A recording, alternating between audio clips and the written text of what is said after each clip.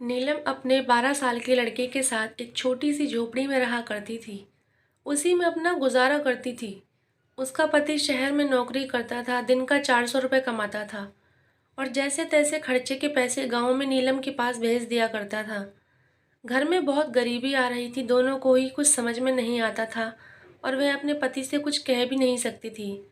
उसने बहुत सोचा कि मैं कुछ काम करूं, लेकिन उसे नौकरी करने के लिए उसके पति ने साफ मना किया था। वह घर पर ही बैठी रही, जैसे तैसे गुजारा करती रही। महीने 2 महीने में कुछ 1000 रुपए खर्चे के लिए नीलम का पति उसे भेज दिया करता था। ऐसे ही 1 साल निकल गया और नीलम का बेटा राहुल 13 साल का हो गया और उस 1 साल में नीलम की ज़िंदगी में इतने बदलाव आए कि उसकी पूरी ज़िंदगी बदल गई। अब जो महीने 2 महीने में घर खर्च के लिए पैसे आते थे, अब वह धीरे धीरे कम हो गए और कुछ महीने बाद ही आने भी बंद हो गए। नीलम के लिए घर संभालना फिर बहुत मुश्किल हो गया था। फिर उसने अपने पति को फ़ोन किया और उनसे इस बारे में बात की। तो नीलम के पति ने साफ साफ ही कह दिया कि मुझे दोबारा फ़ोन नहीं करना, मैं तुम दोनों को नहीं जानता।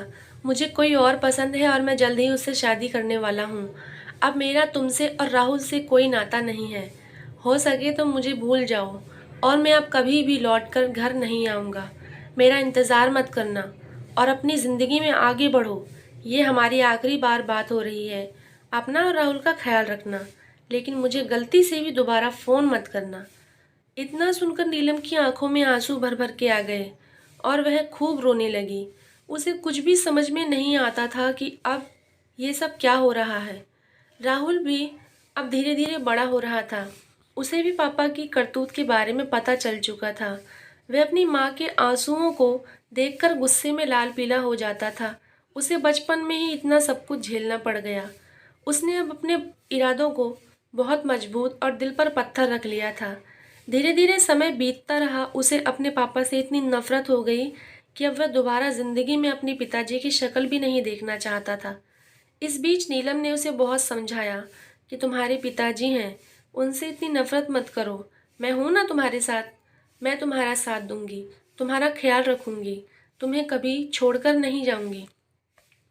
इतना सुनकर राहुल ने अपनी माँ के दोनों हाथों को अपने हाथ में रखा और कहा, माँ, मैं जानता हूँ जो पापा ने किया वे आप कभी नहीं करेंगी, लेकिन मैं पापा से नफरत क्यों ना करूँ।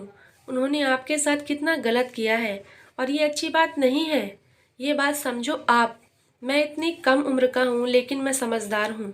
मुझे सब पता है कि पापा क्या कर रहे हैं। और बात रही उनसे कभी दोबारा मिलने की, अगर ज़िंदगी के किसी मोड़ पर उनसे मेरा सामना भी होता है तो मैं उन्हें कभी माफ़ नहीं करूँगा। मैं उनसे बहुत नफरत करता हूँ। इतना सुनकर नीलम आगे कुछ न कह सकी, क्योंकि वह जानती थी अभी जो कुछ भी राहुल ने कहा वह सब सच है, कि उसके पापा ने नीलम के साथ बहुत गलत किया है। नीलम ने उसे आगे कुछ नहीं कहा। घर घर जाकर काम ढूंढने लगी। कहीं काम नहीं मिला तो थक हार कर घर बैठ गई। राहुल ने सोचा कि अब घर चलाना बहुत मुश्किल हो गया है। राहुल ने अपनी पढ़ाई भी छोड़ दी और काम की तलाश में निकल गया। राहुल ने बहुत काम ढूंढा पर उसे नहीं मिला। फिर थक हार कर वह एक चौराहे पर बैठ गया। चौराहे पर बैठे बैठे इधर उधर नजरें घुमा रहा था और सबको बड़ी गौर से देख रहा था। तभी सामने उसे एक ब्रेड आमलेट का ठेला नजर आया। राहुल का बहुत दिल किया कि वह खरीद कर खा सके, लेकिन उसके पास इतने रुपए नहीं थे। वह कुछ न कर सका, लेकिन भूख कहाँ मानती है। वह चल दिया और दुकानदार से कहने लगा कि मुझे एक ब्रेड आमलेट चाहिए, उसके बदले में आप मुझसे कुछ भी काम करवा लीजिए। दुकानदार बहुत भला इंसान था। उसने उसे एक ब्रेड आमलेट दे दिया और बदले में कहा कि मेरा छोटा सा काम है, ये ब्रेड आमलेट सामने वाली फैक्ट्री में पहुंचाना है। राहुल ने तुरंत ही हाँ कर दिया और उसे सामने की फैक्ट्री में पहुंचाने चला गया। उस काम को करके उसे ऐसा लगने लगा कि ये भी एक तरीके का काम है, लेकिन उसने सोचा मैं इस बारे में मैं उनसे कैसे बोलूं। वह बस वहां से जा ही रहा था कि तभी दुकानदार ने उसे रोका और कहा, अच्छा रुको, मैं बहुत देर से देख रहा हूँ कि तुम सामने ही बैठे हुए थे। कुछ परेशानी है, दिक्कत है तो मुझे बताओ, क्या पता हल निकल जाए। राहुल ने दुकानदार को मोटी मोटी बात बताई और कहा, मुझे काम की तलाश है और काम की बहुत ज़रूरत है, लेकिन अभी तक मुझे कोई काम नहीं मिला है। तभी दुकानदार ने कहा, मेरे पास एक तरीका है जिससे तुम पैसे भी कमा सकते हो और तुम्हें काम भी मिल जाएगा। और इसमें मेरा भी फ़ायदा है। आज से तुम जहाँ भी मैं भेजूँ वहाँ पर डिलीवरी देने जाना। यह तो मेरी एक छोटी सी दुकान है, थोड़ा आगे चलकर मेरी एक बड़ी दुकान है जहाँ पर काफ़ी सारा सामान मिलता है। वहाँ से सामान लेकर तुम्हें जगह जगह पहुँचाना होगा। उसके लिए तुम्हें पैसे भी दूंगा, क्या तुम काम करोगी? राहुल ने तुरंत ही हाँ कर दिया और काम करना शुरू कर दिया। राहुल ने अपने घर की तंगी बताते हुए एक दिन के पैसे दुकानदार से मांग लिए और घर में कुछ खाने के लिए ले आया। जैसे तैसे 3-4 दिन उन पैसों से गुजारा कर लिया। फिर 5 दिन के बाद फिर उसने पैसे मांगे। उन 5 दिनों के पैसे से कई दिन निकल गए और वह यही काम करता रहा। उसने बहुत मेहनत की और काम करता रहा। 3 साल हो गए। अब तक उसने कुछ पैसे भी जोड़ लिए थे। अब उसने खुद की एक ब्रेड आमलेट की दुकान खोली और उसे चलाने लगा। दुकानदार में काफ़ी कमाई अच्छी होने लगी। उसने उससे और पैसा बचाया और एक बड़ी दुकान कर ली, जिसमें उसे काफ़ी मुनाफा हुआ और काफ़ी कमाई हुई। उसने अपनी छोटी सी झोपड़पट्टी को एक छोटे से घर में बदल दिया। अब राहुल और नीलम का पक्का मकान था। दोनों बहुत खुश थे। अब राहुल पूरे 19 साल का हो चुका था और काफ़ी समझदार भी हो चुका था।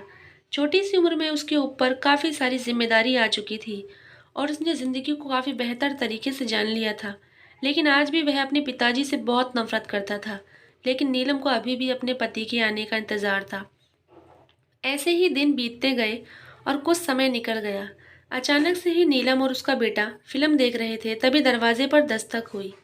नीलम ने जाकर दरवाज़ा खोला। दरवाजे पर जब अपने पति को खड़ा पाया तो उसकी रूह कांप गई और उसकी आंखों में आंसू आ गए। वह एकटक अपने पति को देखती रही और कुछ बोलती उससे पहले राहुल आ गया। उसने अपने पिताजी को देखने की वजह नज़रअंदाज करते हुए कहा, माँ, कौन है ये नीलम हैरानी भरी नज़रों से राहुल की तरफ देखने लगी और कुछ बोलती उससे पहले राहुल ने कहा, माँ, ऐसे अनजान लोगों को घर के अंदर मत आने दिया करो। दरवाज़ा बंद कर दो, जो भी हैं चले जाएंगे। राहुल ने नीलम को पीछे की तरफ किया और दरवाजे की कुंडी लगा दी और जाकर फिर से फिल्म देखने लगा। लेकिन नीलम अभी भी एक कोने में बैठी यही सोचती रही कि भगवान, अब ये कौन सा दिन है जो मेरी ज़िंदगी में तुम लेकर आए हो। नीलम हैरान परेशान साइड में बैठी रही, सोचती रही, पर न जाने कब दोनों की आंख लग गई और सुबह हुई तो दोनों फिर से अपने काम में लग गए। राहुल अपनी दुकान पर जाने लगा तो उसने दरवाज़ा खोला तो देखा दरवाजे के बगल में अभी भी उसके पिताजी बैठे हुए हैं, जिनकी बैठे बैठे बाहर ही आंख लग गई है। दरवाज़ा खोलने की आवाज़ से राहुल की पिताजी की आंखें खुल गई और वह चारों तरफ देखने लगे। उन्होंने देखा कि राहुल सामने खड़ा है। राहुल के पिताजी ने कुछ बोलने की कोशिश की, तभी राहुल ने अपनी माँ को आवाज़ देते हुए कहा, माँ, कुंडी लगा लो, मैं जा रहा हूँ।